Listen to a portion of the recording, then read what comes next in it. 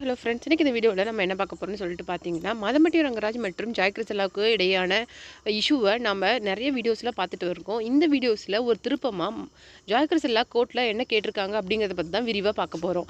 வீடியோக்குள்ளே போகிறதுக்கு முன்னாடி நீங்கள் நம்ம சேனலுக்கு புதியவராக இருந்தால் மறக்காமல் சிபி ட்ரெண்டிங்கை சப்ஸ்கிரைப் பண்ணி ஃபாலோ பண்ணிடுங்க. வாங்க வீடியோக்குள்ளே போகலாம்.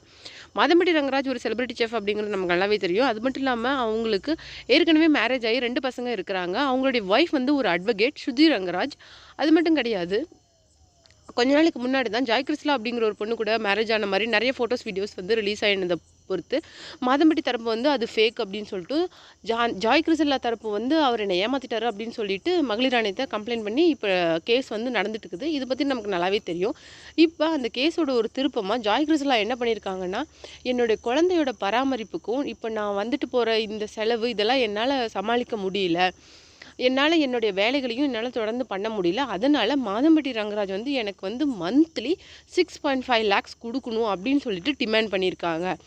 இவ்வளவு நாளும் எனக்கு பணமே வேண்டாம், பணம் கொடுக்குறேன் அப்படின்னு சொல்லிட்டு யாராவது காம்ப்ரமைஸ் பேச வந்தாங்களா, நல்லா இருக்காது அப்படி இப்படி சொல்லிட்டு ஹைப் கிரியேட் பண்ணின ஜாய் கிருஷ்ணா இப்போ அவங்களாவே வந்து என்னுடைய செலவுக்கு வந்து மாதம் 6.5 lakhs வேணும் அப்படின்னு சொல்லிட்டு கேட்டிருக்காங்க. அதுக்கு மீடியாவிலேருந்து என்ன கேட்டிருக்காங்கன்னா, நீங்கள் ஆர்டிஸ்ட்டாக இருக்கும்போது மாதம் எவ்வளோ வாங்குனீங்க, மேக்கப் ஆர்டிஸ்ட்டாக இருக்கும்போது நீங்கள் மாதம் 6.5 lakhs தான் வாங்குனீங்களா அப்படின்னு கேட்ட கேள்விகளுக்கு ஜாய் கிருஷ்ணா வந்து அமைதியாக இருந்து என்ன சொல்லியிருக்காங்க அப்படின்னு சொல்லிட்டு பார்த்தீங்கன்னா, என்னுடைய குழந்தைக்கு அப்பா வந்து மாதம்பட்டி ரங்கராஜ் தான். ஸோ இப்போ ஆகிற செலவெல்லாம் அவர் தான் கண்டிப்பாக கொடுத்தாகணும் அப்படின்னு சொல்லிட்டு சொல்லியிருக்காங்க.